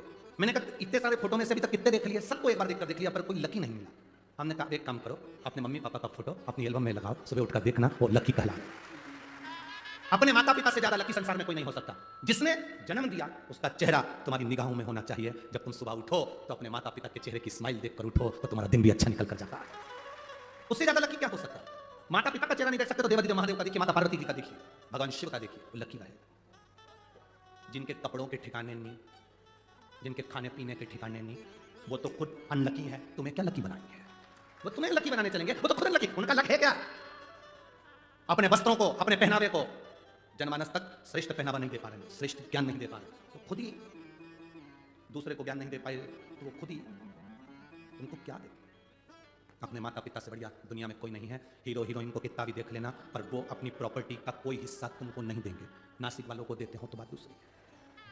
हीरो हीरोइन को कितना भी देख लेना, वो अपनी प्रॉपर्टी का हिस्सा नहीं देंगे, वो अंगूठी नहीं देंगे, चेन नहीं देंगे, गाड़ी नहीं देंगे, बंगला नहीं देंगे, अच्छे से अच्छा पैसा कमाएंगे, पर वो आपको 1 रुपया नहीं देंगे। और एक तुम्हारे माता पिता हैं जिनको तुम गाली भी दे दोगे तो भी मरने के बाद अपनी चेन सोने की तुझे देकर जाएंगे, अंगूठी तुझे देकर जाएंगे, जमीन तुझे देकर जाएंगे, बंगला तुझे देकर जाएंगे, सब कुछ तेरा है। तू चाहे लड़ ले चाहे झगड़ ले, तू अपशब्द कह ले ताने दे ले। एक बहू अपने हमसे कहे हमारे सास बड़ी बुरी है, हम हमको बहुत अपशब्द कहती है, ये बहुत बुरी है। सास कहती बहू बड़ी बुरी है, तो हमने सास से कह दिया तुम्हारी बहू बड़ी बुरी है, तो जितनी जायदाद प्रॉपर्टी है रकम मक्का में सब किसी अनाथालय में दे। अरे महाराज काय को दे जाओ, कैसी भी है बहू तो मेरी है, बस। तो क्या सोचो, अच्छी है बुरी है, किस्मत में जो लिखा है वो कोई नहीं डाल सकता। एक लड़की थी, वो भगवान से रोज प्रार्थना करती थी, बाबा मेरी जहां शादी हो मेरी सास जरूर मिले, क्योंकि मेरे घर में मेरी मां नहीं है, तो मेरी जहां शादी हो वहां सास जरूर मिले। दुनिया की पहली ऐसी लड़की थी जो भगवान से सास मांगती थी। नहीं तो आजकल की लड़की तो भगवान से प्रार्थना करती हम दो, बाकी को सबको गोदावरी में फेंक दो, बस हम दो, बाकी के जितने घर के उनको गोदावरी में फेंक दो। अब लड़की रोज भगवान से प्रार्थना करती मेरी सास जरूर मिले। भगवान ने उसकी शादी करी, जहां करी वहां सास नहीं मिली, सास ही नहीं मिली। वो बड़ी दुखी हो गई, करूं क्या, मेरी सास नहीं है, अब किससे पूछकर भोजन बनाऊं, किससे पूछकर मैं कोई काम करूं, पापड़ बनाना है, बड़ी बनाना है, भोजन बनाना है, कौन से पूछूं? कोई घर का बड़ा होता तो बताता। घर में तगाड़ी पड़ी थी, तगाड़ी जानते हो ना, लोहे की तगाड़ी, फावड़ा, गेती, लोहे की कुर्सी, जितना सामान पड़ा था सब लोहार की दुकान पर ले गई। लोहार से जाकर कहा इस लोहे की मुझे सास बना कर दे दो। लोहार ने पूरा सामान कला दिया, लोहे की सास बना कर दे दी। उसने सास को साड़ी वाड़ी पिना दी, श्रृंगार मिंगार कर दिया, काजल लाली सब लगाकर कुर्सी पर बिठा दिया। सास से पूछती बताओ माँ रोटी बनाऊं कि पूड़ी बनाऊं? सास से पूछ कर जाती, जो मन पड़ता बना लेती। सब्जी काय की बनाऊं, दाल बनाऊं कि भाजी बनाऊं, पूछ कर जाती बना लेती। एक दिन पति खेत पर जा रहा था, पति ने पत्नी से पूछा क्यों मेरी तगाड़ी रखी थी, फावड़ा रखा था, गेती रखी थी, कहां गया? पत्नी ने तुरंत कहा उसकी तो मैंने गलवा कर सास बनवा ली। इतने में तो पति को गुस्सा आ गया, पगली मूर्ख, अकल नहीं है, मेरा खेत का सामान, खेती का सामान, जमीन का सामान सब नाश कर दिया तूने। पति ने आधी रात को उसको धक्के मारकर घर से निकाल दिया। ऐसी पागल पत्नी मुझे नहीं चाहिए, जब सास नहीं थी तो लोहे की बनाने की जरूरत क्या थी, और धक्के मारकर निकाल दिया। पत्नी बेचारी रोती हुई कहां जाती, आधी रात का समय, सामने एक पीपल का पेड़ था, उसके नीचे गई। उसको लगा पीपल के पेड़ के नीचे रहूंगी, कोई मुझे आ गया और मारकर चले गया तो बड़ी आफत हो जाएगी। वो बेचारी पेड़ के ऊपर चढ़ गई, पेड़ के ऊपर चढ़ी, चोर चोरी का सामान लेकर आ गए, पीपल के पेड़ के नीचे बैठकर अपना अपना चोरी का हिस्सा कर रहे थे। इसको गुस्सा आई, पति ने जब इसको निकाला तो इसकी जो सास थी लोहे की उसको भी बाहर फेंक दिया था। वो सास को लेकर ऊपर चढ़ गई थी और नीचे चोर चोरी का सामान बांट रहे थे। इसको थोड़ी सी नींद का झोंका आ गया, सास नीचे गिरी। सास जैसे नीचे गिरी चोर भागे, भागो कोई पुलिस वाला आ गया, सब चोर भाग गए। इसकी सास की आवाज आई इसको, मेरी सास नीचे गिर गई। ये नीचे उतरी तो क्या देखती है, इतना सोना चांदी हीरा पड़ा था, सब बटोर लिया। बाजू में सांस ली, सिर पे सोने की गठरी। घर पहुंच के आवाज लगा रही, सुनो तो आई जी दरवाजा खोलो। पति ने दरवाजा खोला, फिर आ गई तू, अरे देखो तो सही मेरी सास ने मुझे कितना दिया। जो दरवाजा खोलकर देखा तो सोना चांदी हीरा पन्ना हो गया। 6 महीने में तो गाड़ी बंगला जमीन जायदाद सब हो गया। सामने जो आंटी रहती थी उनकी टेंशन बढ़ गई, इतना कैसे आ गया? उसने इसको चाय पर बुलाया, क्यों जीजी? चाय पीते पीते पूछा कैसी हो? बढ़िया। इतना सारा तुम्हारे यहाँ माल कहाँ से आ गया? कहीं नहीं, मैंने मेरे घर में कुछ सास नहीं थी तो मैंने अपना घर का जो लोहे का सामान था, गाड़ी फावड़ा गेती सब गलवा के लोहे की सास बनवा ली, कुर्सी पे रखी, उससे पूछ के काम करती थी। पति ने धक्के मारकर बाहर निकाल दिया, मेरी सास को भी फेंक दिया। मैं पेड़ पे चढ़ गई रात को जब मेरी सास नीचे गिरी तो सोना ही सोना मिला। सामने वाली ने विचार करा ऐसा करने से ऐसा होता है। अब इसकी तो मरी हुई सास लोहे की भी सोना दे रही, मेरी तो जिंदा बैठी कभी अंगूठी ना दी, करूं क्या? उसने भी अपने पति से कहा इधर आओ। पति बोला हाँ, तुम्हारा जितना लोहे का सामान है ना सब गलाऊंगी, सास बनवाऊंगी। पति बोला मेरी माँ है तो हाल चुप रहो, तुम्हारी माँ है चुप, मैं बस गलवाऊंगी, सास बनाऊंगी, उससे पूछूंगी रोटी कैसे बनाऊं, चाय कैसे बनाऊं, ये कैसे बनाऊं। तुम आधी रात को मुझे धक्के मार के निकाल देना, लोहे की सास को बाहर फेंक देना, मैं पेड़ पे चढ़ जाऊंगी, नीचे गिरेगी, सास सोना ही सोना मिलेगा। पति के पागल हो गई है, मूर्खों जैसे काम करती है। नहीं मैंने बोला ना तुमसे। हाँ, उसने धक्के मारकर निकाल दिया, सास को लेकर चली गई, पेड़ पे चढ़ भी गई। रात को चोर भी आ गए, चोरी का सामान बांटने लगे। बांटते बांटते इसने सास को नीचे पटक दिया। चोरों ने विचार कर लिया अगली बार भी यही थी, पूरा माल यही ले गई, अब की बार नहीं छोड़ना, उतारो उसको नीचे। उसको नीचे उतारा, 2-4 धरके दिया। जो गले में चेन मंगलसूत्र पहनी थी वो भी ले ली, खूब 2-4 नीली पीली होके धर गई। पति ने पूछा सोना चांदी मिला? कुछ नहीं, देखा देखी में काम बिगड़ जाता। देखा देखी में काम कभी सक्सेस हुआ क्या? बच्चे के पीछे बैठे थे, लिखने को आ गया दिल्ली की सबसे बड़ी मीनार का नाम लिखो। आगे वाले ने लिख दिया दिल्ली में कुतुब मीनार है। पीछे वाले को याद था कि दिल्ली में सबसे बड़ी मीनार कुतुब मीनार है, पर आगे वाले का देखकर उसने लिखने के चक्कर में लिख दिया दिल्ली में कुतिया बीमार है। बोल, देखा देखी में काम बिगड़ता। अब देखा देखी करो ही गाय। उसने इतना बड़ा व्रत करा, कोई व्रत कर रहा है तो तुम्हारे मन में आ रहा है इतना व्रत, कुछ नहीं खाती, एकादशी के दिन पानी भी नहीं पीती, ऐसी मैं करूंगी। जो व्रत करा शुगर ऊंची ऊंची हो गई, 8 दिन तक हॉस्पिटल में पड़ी। उससे पूछा क्या करा था? बस पड़ोसन करती थी वैसे ही व्रत मैंने करा था। क्यों करना? जितना तुम्हारे शरीर से बने, जितना तुम्हारे शरीर से लगे, जितना तुम्हारे शरीर से लगे, जितना तुमसे बने उतना करिए। जब ना बने, तुम्हारे शरीर से जब ना बने मत करो। जितना शरीर से बने वो करो, नहीं तो मत करो। शिव कथा करें, आप जाओ उसके दरवाजे पर, जब वो दे दे तो ठीक है। आज कथा का विराम दिवस भी है, प्रार्थना करेंगे, बाबा स्वीकार जरूर करेंगे। दिल से बाबा से प्रार्थना करिए, दिल से बाबा से कहिए, बाबा उसको स्वीकार करें। जहाँ जगह मिले वहाँ बैठकर भाव से बाबा से प्रार्थना करें। जो कार्यकर्ता खड़े हैं वो भी बैठकर बाबा से निवेदन करेंगे। बार बार ये कथा नासिक में नहीं हो पाएगी, मौका मिला है, कह लो मौका मिला है, बाबा से प्रार्थना करें।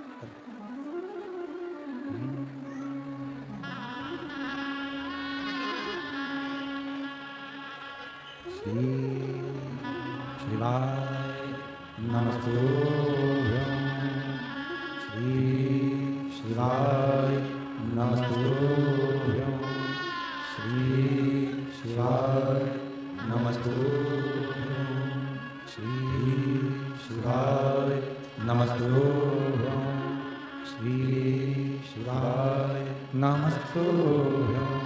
भोला सब दुख काटो भारा, ओ भोला सब दुख काटो भारा। शिव शंकर जप तेरी माला, भोले बाबा जप तेरी माला। भोला सब दुख काटो भारा, ओ भोला सब दुख काटो भारा। देश है मंगल मंगलकारी, देश है मंगल मंगलकारी। शमशान वासी हमारा, शमशान वासी हमारा। ओ भोला सब दुख काटो भारा, ओ भोला सब दुख काटो भारा। शिव कथा करती है, भगवान शंकर का संवाद करता है, शिव महापुराण की कथा कर रही है। भगवान शिव ने आकर दर्शन दिया। बाबा ने कहा क्या चाहिए संतान? बाबा कहते मैं संतान का वर देता हूं। ऐसी संतान नहीं चाहिए जो सनातन धर्म पर उंगली उठाए, हमारे धर्म को गाली दे। संतान देना ऐसी जो तुम्हारे जैसी। बाबा ओगड़दानी शिव जी ने कहा कि मेरे जैसी संतान कहां ढूंढने के लिए जाऊंगा, कहां संतान ढूंढने जाऊंगा? बाबा ने कहा मैं स्वयं एक अंश के रूप में आपके गर्भ से प्रकट हूं।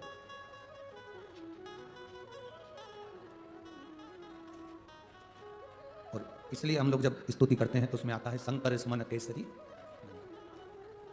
मेरा एक अंश मैं प्रकट करूंगा, तुम्हारे गर्भ से प्रकट होगा। माता अंजना के गर्भ से श्री हनुमंत लाल जी का प्रागट्य हुआ। श्री हनुमान जी महाराज प्रकट हुए। संपूर्ण विश्व के कल्याण के लिए, संपूर्ण विश्व के उद्धार के लिए श्री हनुमान जी महाराज का प्रागट्य हुआ। हनुमान जी महाराज प्रकट। ये देव दीपावली की जो कथा है ये तो आज विराम हो जाएगी। 25 तारीख को, 28 तारीख से जो ददरुआ धाम भिंड में जो कथा है वो कथा शंकर सुमन शिव महापुराण की कथा। डॉक्टर हनुमान जी का जहां मंदिर है ददरुआ धाम में, 1 बजे से 4 बजे तक हम वो कथा सुनेंगे।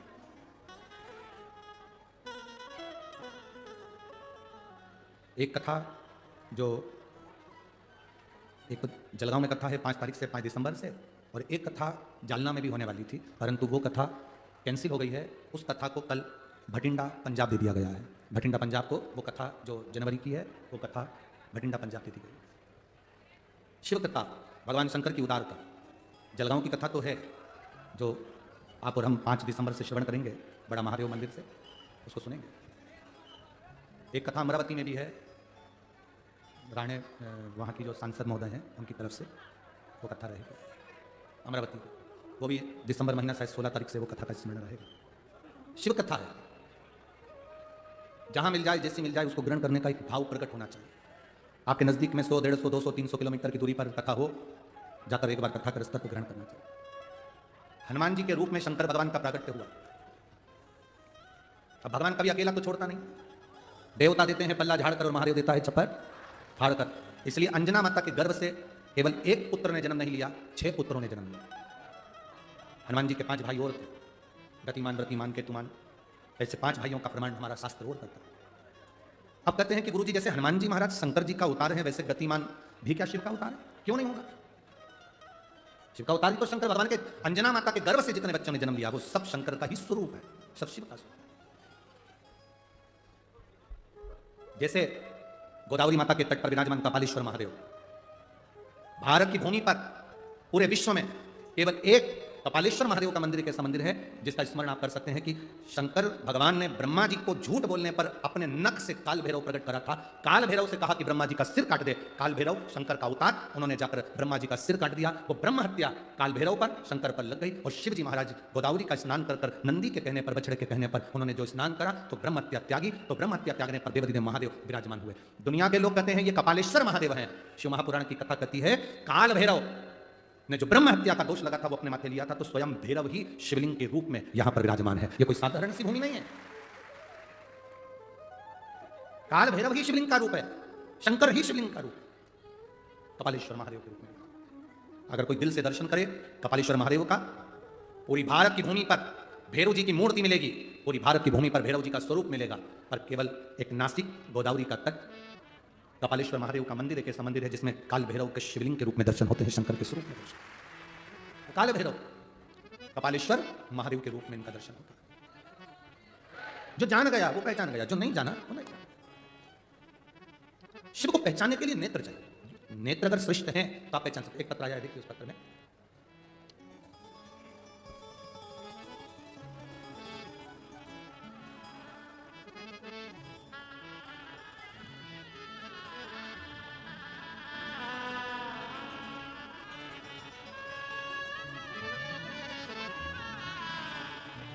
मैं वंदना विनोद चौहान नादगांव से हूँ। कहीं बैठी हूँ तो हाथ हिला सकती हैं। मैं वंदना विनोद चौहान नादगांव से हूँ। मेरे पति विनोद दत्तात्रेय चौहान वह आर्मी में है, अब अरुणाचल में सूबेदार पद पर ड्यूटी कर रहे हैं। बाबा, मेरी लड़की 16 साल के बाद उसको एक बीमारी हो गई जिससे उसके शरीर की नसें अपने आप फट जाती हैं, उसमें से खून निकलना चालू हो जाता है। कभी हाथ की, कभी पाँव की, चेहरे की, पूरे बॉडी में जहाँ शरीर की नसें हैं वो अपने आप फटकर खून बहना प्रारंभ हो जाता है। कई बार सिर में से, मांग में से खून ही खून निकलने लगता है। इस बीमारी का डॉक्टर को दिखाया, कोई इलाज नहीं था। सारे विदेश तक हमने इसका इलाज करवाया पर इसका इलाज नहीं है। डॉक्टरों के हिसाब से ये बीमारी का कोई इलाज नहीं, जिसकी नसें, उंगलियों में से खून निकलता, बॉडी में से खून निकलता, सिर में से खून निकलता, गालों की नसें फट जाती, उसमें से खून निकलता। तब किसी ने कहा कि एक बार तुम सियोर वाला महाराज कथा करता है, आप टीवी पर सुना करो। हमने कथा सुनना प्रारंभ करा। कथा सुनने पर आपने अलोनी गोबरी का वर्णन करा। गाय जो गोबर करती है उसको उठा लो, सूख गया गोबर, उसको जलाओ, जलाने के बाद उसकी भस्म तैयार करके शिव जी को चढ़ाओ। रात को 12 बजे वाला जो उपाय आपने बताया तब हमने करना प्रारंभ करा। तब ऑनलाइन उस समय पर आपने शिवलिंग का पूजन भी कराया, वो हमने करा। और बाबा की एक बेलपत्र उठाकर रख ली, वो बेलपत्र मैंने अपनी बेटी को खिला दी। गुरुजी, बेटी के शरीर पर रात्रि को 12:30 बजे हमने वो भस्म चढ़ी हुई आपके कहे अनुसार उस भस्म को उसके शरीर पर शिव जी की चढ़ी हुई भस्म लगाना प्रारंभ करी। बाबा का क्या गुणगान करूं गुरुदेव, जिस इलाज को विदेश ने मना कर दिया, अपने देश ने मना कर दिया कि इसका इलाज, आज मेरी बेटी पूर्ण तरह से ठीक होकर इस पंडाल में बैठी है।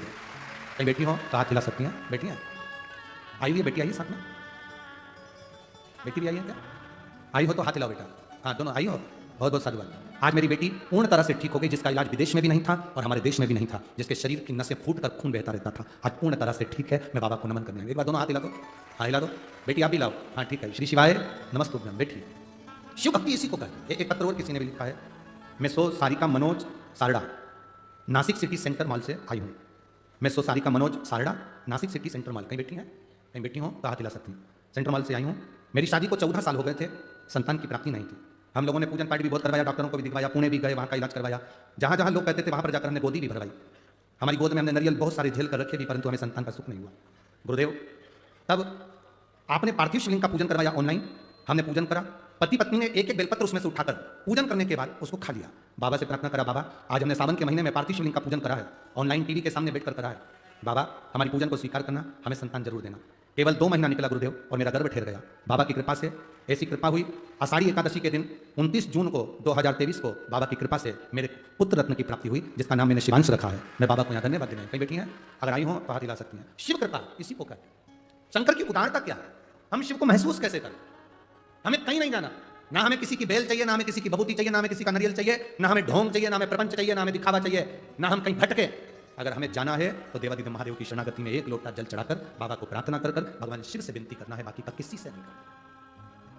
कौन आए? आज के जमाने में बहुत दिखावा होता है, ढोंग प्रपंच होता है, उसमें हमें नहीं पड़ सकता। कोई कहे वहां चले जाओ, वहां से ये हो जाएगा, ना ना, हमने कल कथा में कहा था कुंडली देखने वाले, पत्रिका देखने वाले ढेर सारे होंगे, पर तुम्हारा कर्म देखने वाला कोई नहीं होगा। कर्म तुम्हारा केवल देवादिदेव महादेव देख सकता है, इसके सिवा कोई नहीं देख सकता। मेरे राम जी महाराज का प्रागट्य हुआ, कौशल्या मैया की गोद में राम जी खेल रहे थे, उनका भाग्य बताने के लिए स्वयं शंकर भगवान का दर्शन करने के लिए गए। आप लोगों ने कथा सुनी होगी रामचरितमानस में, शंकर जी कौशल्या जी के यहाँ दशरथ जी के महल के बाहर जाते हैं। भगवान कृष्ण का प्रागट्य हुआ, भगवान शंकर दर्शन करने के लिए, उनका भाग्य बताने के लिए स्वयं मेरे भगवान शंकर ब्रज की रज में चले जाते हैं। आप लोगों ने उसका भी संवाद, अभी जब कोसी मथुरा में कथा हुई तब आप लोगों ने श्रवण करा। वो एक लाइन हम लोग कहते हैं ना, नगर में जोगी आया देश कोई समझना सबसे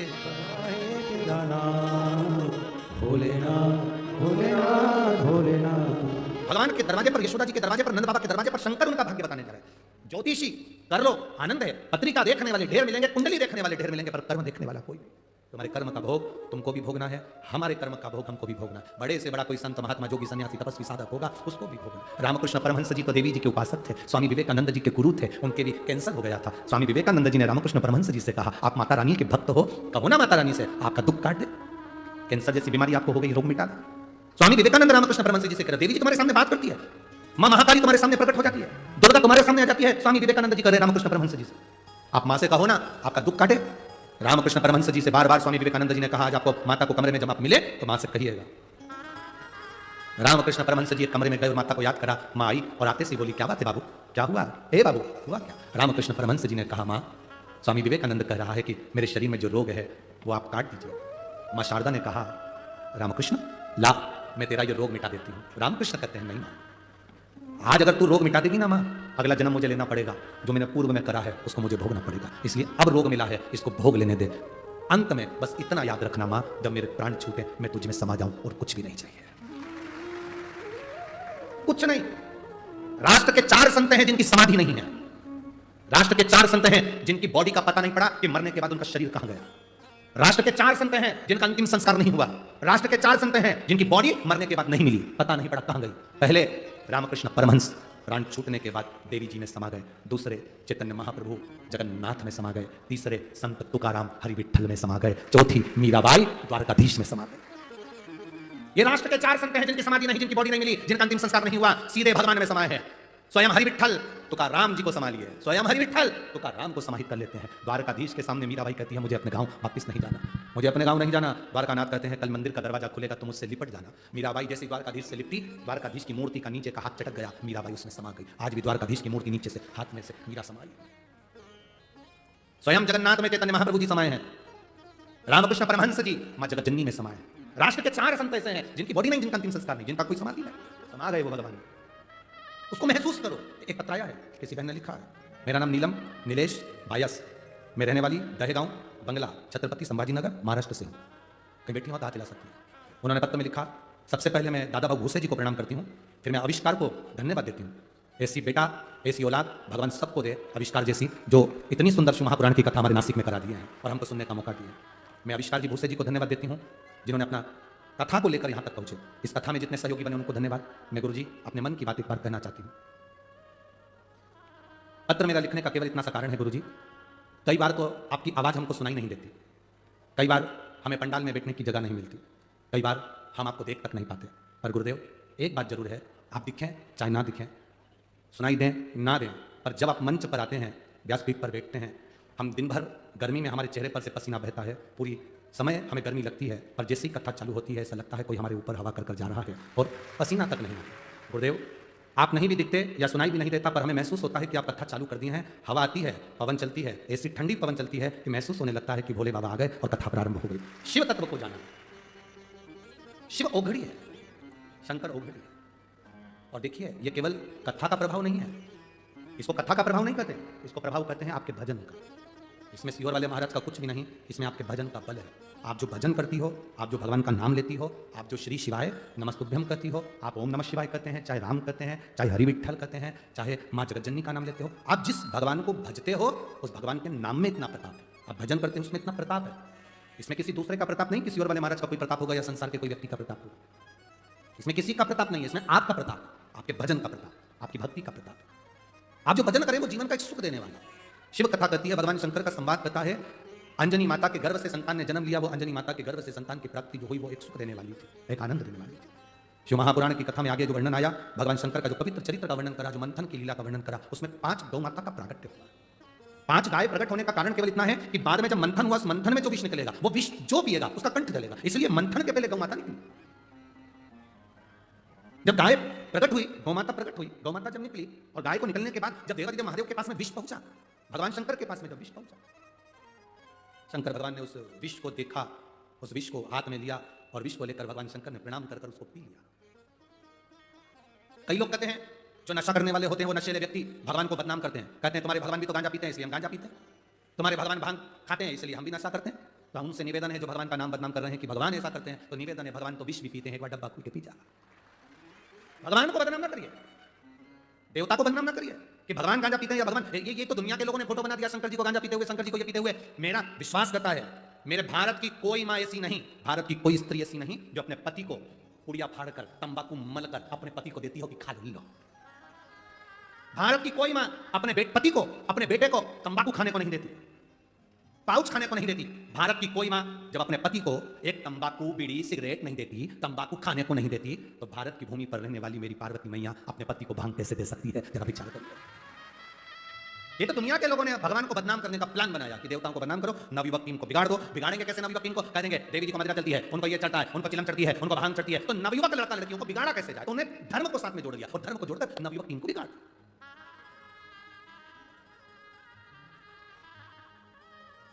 भगवान को ये नशा प्रिय नहीं है, भगवान को नशे से कोई मतलब।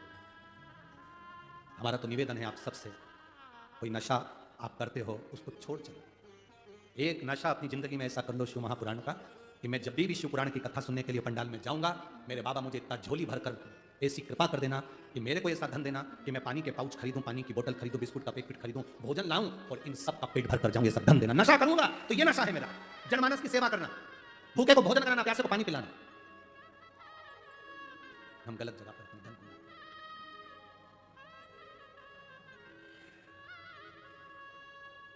जो मिला वो कम ना मिला, जो मिला।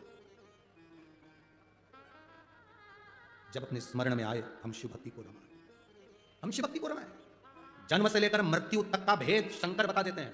राम जी के प्राण छूटने का समय आया तो दुर्वासा ऋषि ने जाकर बता दिया। भगवान कृष्ण के जीवन में अंत समय आया तो दुर्वासा ऋषि ने जाकर बता दिया। शिव का एक स्वरूप, शंकर का एक प्रतिबिंब है। श्री हनुमंत लाल दुर्वासा बाबा ये शिव का एक स्वरूप है, जाकर बता देते हैं। कोई सतगुरु आएगा तुम्हारे जीवन में, कोई संत आएगा तुम्हारे जीवन में और तुम्हारे जीवन में आकर वो तुम भटक रहे होगे और वो तुम्हारे को बताकर चले जाएगा कि शंकर की भक्ति करो, राम की भक्ति करो, कृष्ण की भक्ति करो।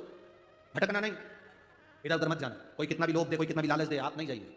कोई कहते हमारे धर्म में ऐसा होता है, हमारी साइड जाओ, ना ना ना, जूठन मत खाना, अपने घर की पत्तल खाना, पर दूसरे धर्म में कभी मत जाना। अपने घर का भोजन करना पर दूसरे धर्म में मत जाना। अपने घर का भोजन, जूठन ना खाइए, किसी दूसरे धर्म में ना जाइए।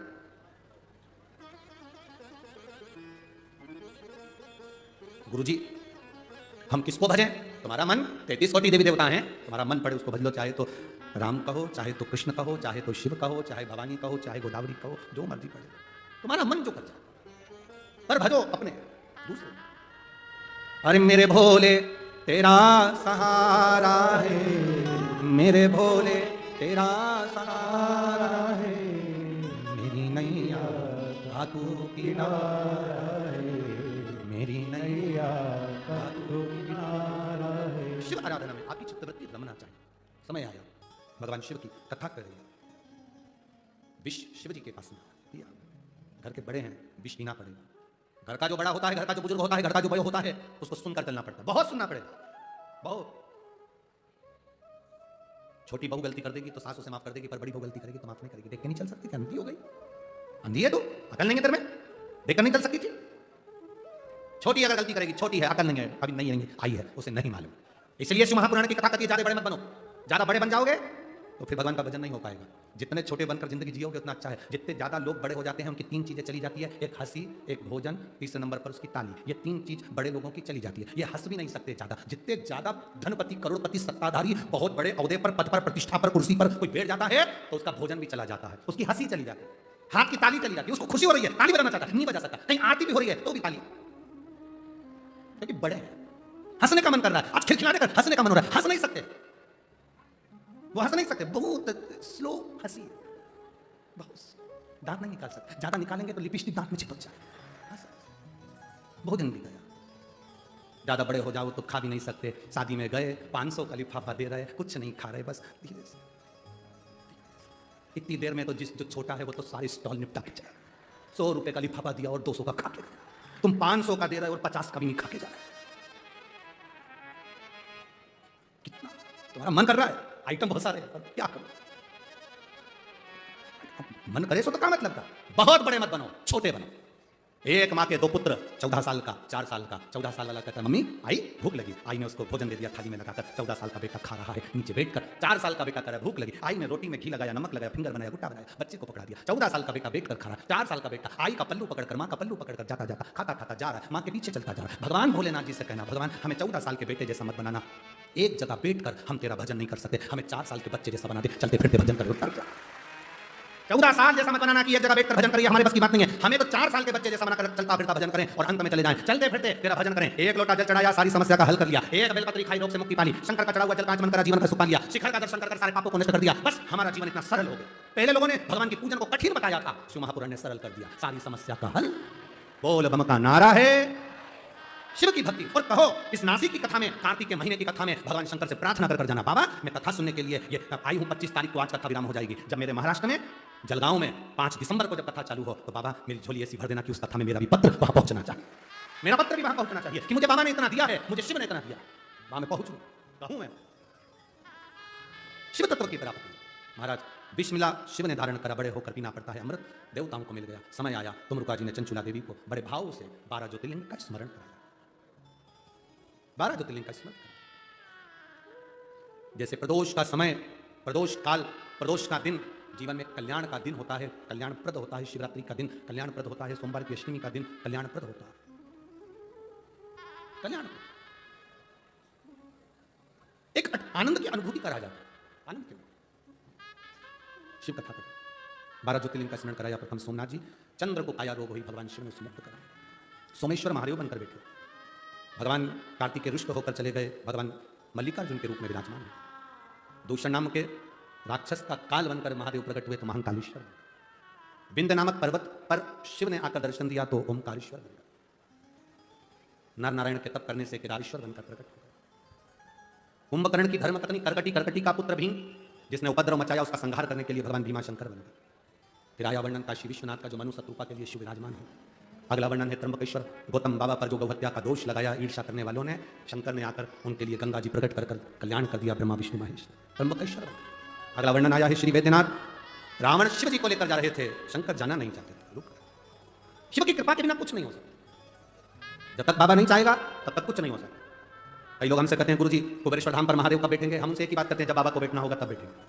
तैयारी चल रही है, मंदिर निर्माण चल रहा है, गौशाला का भी बड़ा निर्माण, धर्मशाला का भी चल रहा है, आप लोगों का सहयोग मिल रहा है। जब बाबा बैठना चाहेगा तब बैठेगा। क्यों नहीं बैठ रहा? जल्दी क्यों नहीं बैठ रहा? उसकी मर्जी, क्यों नहीं बैठे? ये तो उनके ऊपर निर्भर है। हो सकता है अयोध्या में राम जी महाराज को बिठाने के बाद मेरा बाबा फ्री होकर फिर आराम से बैठे, ये तो उसके ऊपर निर्भर है। वो भी तो पहले सबको लुटा देता है, बिठा देता है। घर के यहाँ पर बुजुर्ग माताएं बैठी हैं, बड़े बड़े भाई बैठे हैं, कोई पति बैठा है, पिता बैठा है, तो वो अपने घर के जो बच्चे साथ मिलाएं, पहले उनको बिठाते, वो लोग बिठाते नहीं बिठाते, पहले उनको सेटल करेंगे, इसके बाद खुद सेटल। हो सकता है बाबा की मर्जी, पहले अवध में, अयोध्या में जनवरी के महीने में मेरे राम जी बैठ जाएं, उसके बाद बाबा कहीं कृपा करे कि उसकी मर्जी हो जाए, उसके ऊपर कंकर शंकर की धरा है कुबेरेश्वर धाम। कभी जिंदगी में मौका मिले, बाबा अगर ऐसी कृपा करे तो एक बार बाबा के धाम में जाकर बाबा को उधर की शीतलता, उसकी शांति का अनुभव आप स्वयं करते हैं। आप लोग गए हैं? कौन कौन गए हैं? कुबेरेश्वर गए? आप लोग कुबेरेश्वर गए होंगे तो आपको एक अलग अनुभव हुआ होगा। सारे सब मंदिर जाना और एक बार कुबेरेश्वर पहुंचना, वहां का रास्ता आनंद। पड़े हैं रात भर भगवत भजन में, श्री शिवाय नमस्ते, बाबा विराज वैद्यनाथ के रूप में बाबा बैठे। अगला वर्णन आया नागेश्वर, दारुक नाम के राक्षस के संहार के लिए भगवान यहाँ आए और विराजमान हुए। राम जी ने रामेश्वर धाम की स्थापना कर दी। फिर आया वर्णन कृष्णेश्वर, सुधर्म नाम के ब्राह्मण की 2 धर्मपत्नी थी, भूष्मा सुदेहा। भूष्मा का बेटा मर गया था, सुदेहा ने मार दिया था, जिसको भगवान शंकर ने जीवित करा, कृष्णेश्वर महादेव के रूप में विराजमान। 12 ज्योतिर्लिंग का जो संवाद सुना, बाबा देवादिदेव महादेव आनंद पाए। भगवान शंकर ने अपने सिर की बेलपत्र उतारकर शिव पोथी को समर्पित करी। तुमरुका जी ने चंचुला देवी से कहा, सुनो तुमरुका जी, चंचुला देवी से कहते हैं, चंचुला तुम्हारा पति प्रेत योनि से मुक्त हुआ, तुम पति के लोक में जाओ। शिव जी कहते हैं, जो इस शिव महापुराण की कथा को दिल से श्रवण करता है, भाव से कदम चलकर भी शिव महापुराण की कथा की ओर जाता है, देवादिदेव महादेव कहते हैं मैं शंकर स्वयं उसके दरवाजे पर दुख करने के लिए पहुंच जाता हूं। भगवान ओघड़दानी, त्रिकालदर्शी, कैलाशी, अविनाशी, मेरे बाबा देवादिदेव महादेव, मेरे भगवान शिव आनंद के साथ विराजमान होते हैं। पवित्र शिव महापुराण की कथा माननीय श्री दादा बाबू भूसे जी के द्वारा और सुंदर भाव से आनंद के साथ में श्री आविष्कार जी भूसे और संपूर्ण श्री रामराव जी पाटिल नासिक से यजमान पद श्री प्राप्त करें हैं। फिर अजय जी बोरस्ते जी, बंटी तिंदमे जी, श्री रंजन ठाकरे जी, प्रशांत यादव जी, नवेश गीते जी, श्री राजू अन्ना लावटे जी, श्री लक्ष्मण साहू जी, श्री अंकुश पवार जी, श्री उदय सांगले जी एवं प्रत्यक्ष में जिसने सहयोग करा उन सबके बाबा कृपा बनाए। जिन्होंने एक पानी का पाउच भी पिलाया हो या भोजन कराया हो, हम कहेंगे जिस जिस जगह पर शिव पुराण की कथा होती है वहाँ के नगरवासियों से निवेदन रहेगा, अपने घर से थोड़ा बनाकर लाओ पर जरूर लेकर आओ और शिव भक्त का मुंह झूठा जरूर कराओ, उसका फल जरूर लो। कथा में जरूर जाओ। अपने क्षेत्र में कथा हो, तुम्हारे को भगवान ने अगर थोड़ा धन दिया हो, अपनी तरफ से भले पोहा बना लो, खिचड़ी बना लो, कुछ भी बनाओ, भले चाय पिलाओ, पर आए हुए शिव भक्तों के लिए भंडारा जरूर करो, खिलाओ उनको दिल से, सेवा करो उनकी दिल से, तो मेरा बाबा भी तुम्हारे भंडार जिंदगी भर भर करोगे। दिल से करो। शिव ओघड़ी है, शंकर दयालु है, शंकर कृपालु है, उसको समझो। कार्तिक के महीने में सुंदर पवित्र देव दीपावली शिव महापुराण की कथा चल रही थी, वो आज विराम की ओर जा रही है। 26 तारीख को बड़े भाव से देव दीपावली का महोत्सव आप आनंद के साथ मनाइए। कार्तिक पूर्णिमा की देव दीपावली का स्मरण रहता है, बड़े भाव से आनंद से आप करिए। 26 को ना कर पाओ तो 27 को करिए, पर करिए और दिल से करिए। बाबा की जितनी दिल से आह्वान कर सकते हो, आराधना कर सकते हो, करो। प्रार्थना करो बाबा से, बाबा आपको स्वीकार करो। अपने जीवन में दुख हो, तकलीफ हो, बाबा से निवेदन करो, वो दुख काटेगा। श्री शिवाय नमस्तु, श्री शिवाय नमस्तु, श्री शिवाय नमस्तु, श्री शिवाय नमस्तु, श्री शिवाय नमस्तु। भोला सब दुख काटो मारा, ओ भोला सब दुख काटो। शिव शंकर जपो तेरी माला, भोले बाबा जपो तेरी माला, भोला सब दुख काटो, ओ भोला सब दुख काटो। वेश है मंगलकारी, वेश है मंगलकारी, शमशानवासी हमारा, शमशानवासी हमारा, ओ भोला सब दुख काटो, ओ भोला सब दुख काटो। भगवान शिव से अपने मन की बात करते हुए कथा को विराम की ओर लेते हैं। 28 तारीख से दोपहर में 1 बजे फिर मिलेंगे टीवी चैनल के माध्यम से। गदरौआ धाम भिंड से कथा का लाभ लेंगे। सबको बाबा खूब कृपा करे। ये भाव से कार्तिक महीने की कथा को विराम की ओर ले रहे हैं। मैं माननीय दादा बाबू भूसे जी को आमंत्रित करूंगा, जो आभार व्यक्त करेंगे। और आप सब जो लाखों की संख्या में आए हो, जिसको पुलिस प्रशासन ने बहुत अच्छे से संभाला है, उन सभी को साधुवाद देता हूँ आनंद से। एक बार दादा बाबू भूसे के लिए, आविष्कार जी के लिए जोरदार ताली, जिन्होंने नासिक को पवित्र शिव महापुराण की कथा दी। आनंद से श्रवण करेंगे। सभी लोग बैठे रहिए, क्यों खड़े हो रहे हैं? आरती कर जाना है आप लोगों को। बाबा से साहेब, अजून कार्यक्रम संपन्न होणार आहे। माझी सर्वांना विनंती आहे की आहे तिथे आपण खाली बसावं। माझी सर्वांना विनंती आहे, अजून कार्यक्रम शिल्लक आहे। डी झोन मधल्या सर्वांना विनंती आहे, आपण खाली बसावं। आपण सर्वजण खालूनच आज आरती करणार आहोत। प्रभू श्रीरामचंद्रांच्या पवित्र नाशिक भूमीमध्ये दर 12 वर्षांनी कुंभमेळा संपन्न होत असतो। येणाऱ्या 2027 मध्ये आपल्या नाशिकमध्ये कुंभमेळा संपन्न होणार आहे।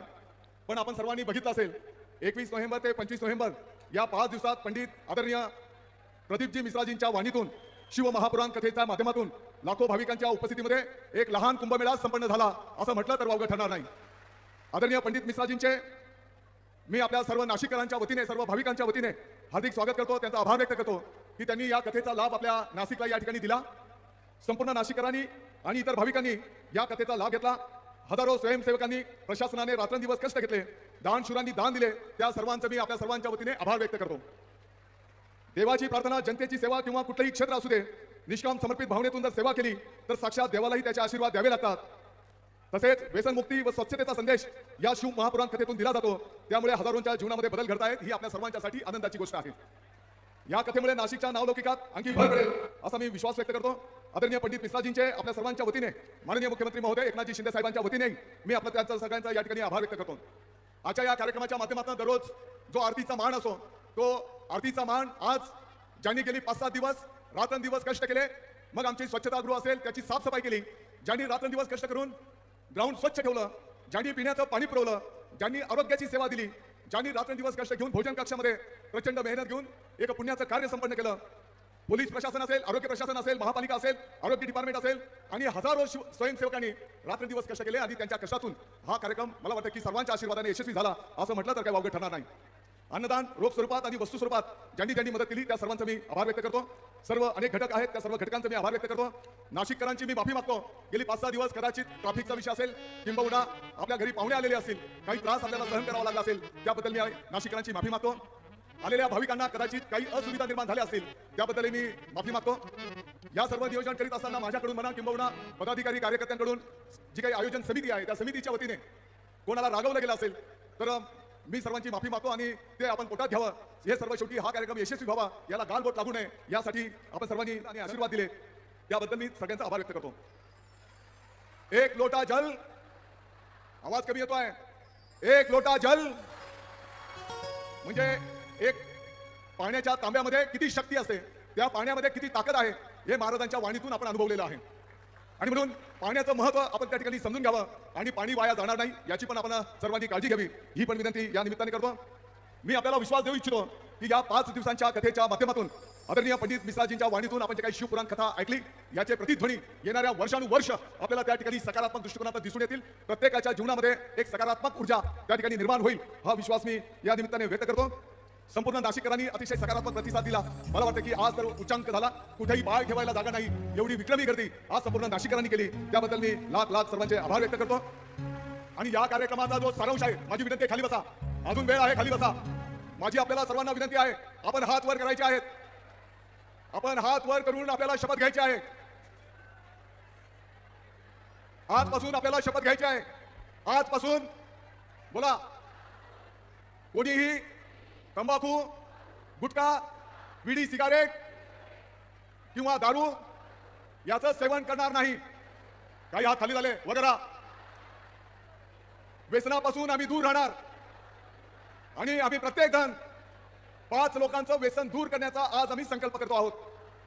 दुसरी माझी विनंती असणार आहे, अतिशय सावकाश आपल्याला या ठिकाणावर कार्यक्रम अजून अर्धा तास चालणार आहे, 1 तास चालणार आहे. त्यानंतर काही भजनं या ठिकाणी संपन्न होणार आहेत आणि म्हणून जात असताना अतिशय शांततेने हळूहळू कुठलीही घाई गडबड न करता गेली 5 दिवस ज्या पद्धतीची शांतता आणि सुरक्षा आपण त्या ठिकाणी दाखवलेली आहे त्याचाच अनुभव परत आपल्याला या ठिकाणी दाखवायचा आहे.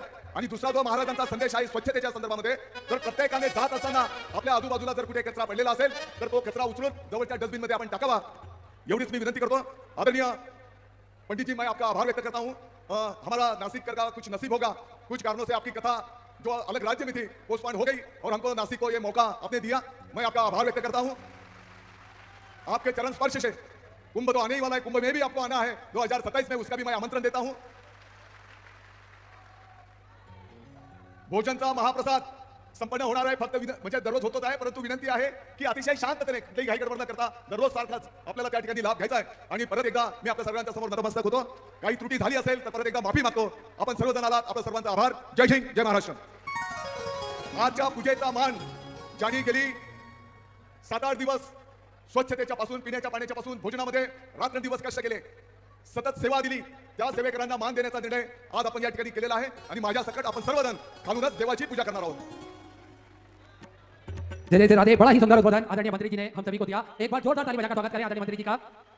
सुंदर आरती का समय भी हो चुका है. आरती में जिन भक्तों के नाम लिए जाएंगे वे बता रहे हैं. उससे पहले आप सभी को ज्ञात है 28 तारीख से 2 दिसंबर तक कदरुआ धाम की पावन धरा पर भिंड जिले में सुंदर कथा होने जा रही है. अधिक से अधिक संख्या में पधार कर कथा अमृत का लाभ लें. दोपहर 1 बजे से 4 बजे तक इस कथा का समय रहेगा. हम और आप इस कथा का आनंद लेंगे. सुंदर आप सभी को ज्ञात है 5 दिसंबर से 11 दिसंबर तक जलगांव की पावन धरा पर कथा होगी. उसका आनंद भी हम सभी मिलकर लेंगे और अधिक से अधिक संख्या में पधार कर कथा अमृत का लाभ लें. जिन भक्तों के नाम मंच से लिए जाएंगे मंच पर बता रहे हैं, जिन्होंने 5 दिन तक बड़ी ही सुंदर सेवा दिन और रात करी है, स्वच्छता का भी ध्यान रखा है, वे सभी भक्तों के नाम श्री बालू जी यादव, संजय जी ताड़े, अमोल जी गायबट, कमलेश जी मोहिते अति शीघ्र मंच पर बता रहे हैं. स्वच्छता में इन्होंने एक विशेष भूमिका निभाई है, स्वच्छता का विशेष ध्यान रखा है. आरोग्य विभाग से श्री लक्ष्मण जी कुलकर्णी, हेमंत जी पवार, प्रियंका जी अमृतकर, प्रवीण जी गाभे बड़े ही आदर सम्मान से मंच पर बता रहे हैं. चिकित्सा की व्यवस्था आपने बड़े ही सुंदर तरीके से प्रदान करी. पानी की व्यवस्था चंद्रकांत जी खोड़े, नगर सेवक संकेत जी खोड़े, सोमनाथ जी घोड़े, बाला साहेब जी कागरे, इन्होंने सुंदर पानी की व्यवस्था यहाँ पर करी. मंडप की व्यवस्था राकेश जी अहिरे, पुलिस प्रशासन की व्यवस्था के रूप में मोनिका जी रावत, लीला जी घोराट, बड़ी ही सुंदर व्यवस्था आपने यहाँ पुलिस प्रशासन की हम सभी को प्रदान करी. पार्किंग व्यवस्था में बेभाव जी कदम, मंगेश जी सोदाने, बड़ी ही सुंदर व्यवस्था पार्किंग की यहाँ पर संभाली. भोजन व्यवस्था में हेमंत महाराज, शोभा जी भीसे, गायत्री जी पीठे, बड़े ही आदर समाज से मंच पर बता रहे. आज जजमान परिवार के साथ में मिलकर ये सभी सुंदर आरती का आनंद लेंगे. जजमान परिवार श्री राम राव जी पटेल, बड़ी ही सुंदर कथा के मुख्य जजमान का पदभार आपने ग्रहण करा. सुंदर आरती का समय हो चुका है. आरती का आनंद हम सभी मिलकर लेंगे. जय श्री राधे, हर महादेव, श्री शिवाजी नमस्ते. ओम जय शिव ओंकारा, भोले भजी शिव ओंकारा, ब्रह्मा विष्णु भोलेनाथ महादेव हरि गिरिधारा ओम हर हर हर महादेव।